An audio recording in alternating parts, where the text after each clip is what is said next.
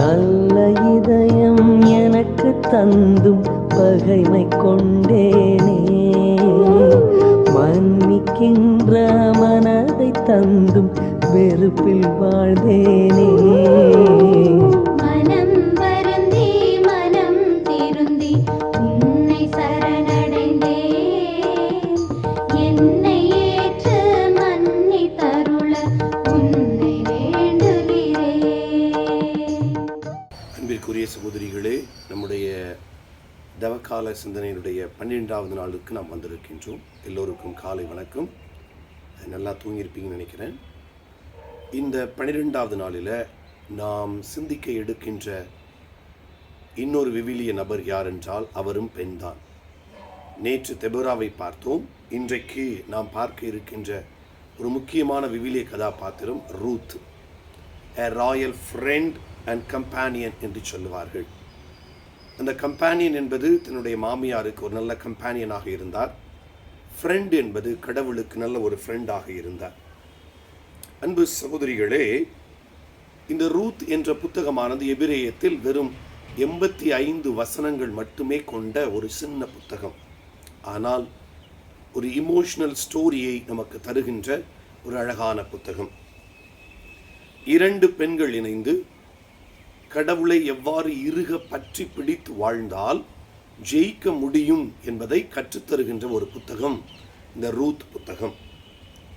Ruth யார் என்பதை நீங்கள் புரிந்து கொள்ள வேண்டும் என்றால், ரூத் புத்தகத்தின் முதல் அதிகாரம் 16-17 வசனங்களை வாசித்து பார்த்தால் உங்களுக்கு மிக தெளிவாக தெரியும் ரூத் யார் என்பதை. இந்த ரூத் என்ற பெயரானது ரத்யூத் என்பதனுடைய எபிரேயத்தின் சுருக்கம். அதனுடைய அர்த்தம் என்னவென்றால் lovely friend of God. Lovely friend of God. இந்த ரூத்தினுடைய சிறப்பு ஒன்றே ஒன்றுதான். அதைத்தான் நாம் 1வது அதிகாரம் 16-17 வாசிக்கின்றோம்.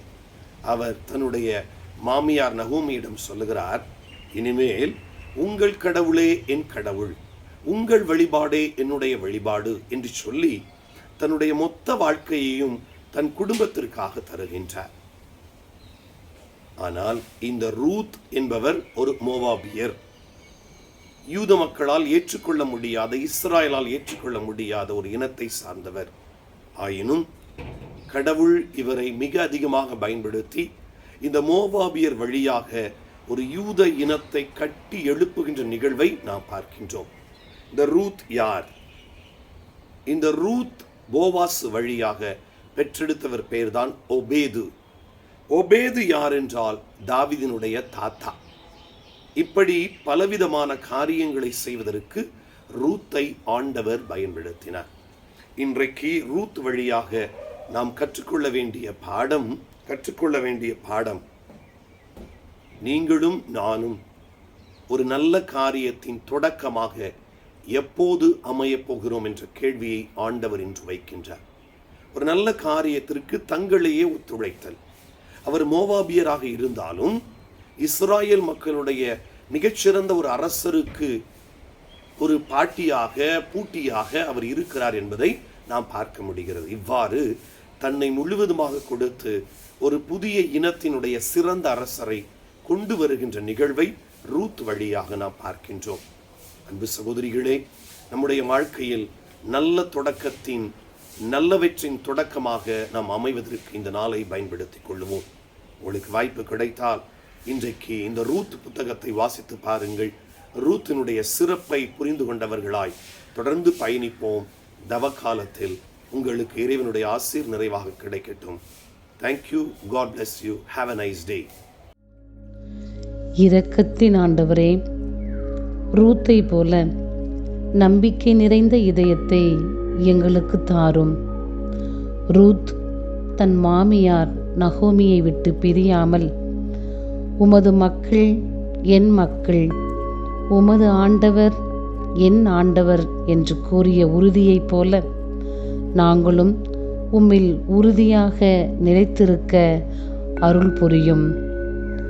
ஆண்டவரே, பாசம் காட்டும் மனதையும் மதிப்பையும் மரியாதையையும் பண்பையும் எம் வாழ்வில் வளர்த்தருளும்.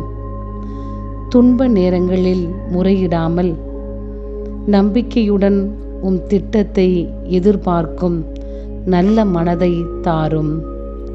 ரூத்தை போல தாழ்மையுடன் உழைத்து உம் ஆசீர்வாதத்தை பெறும் வாழ்க்கையை எங்களுக்கு தாரும்.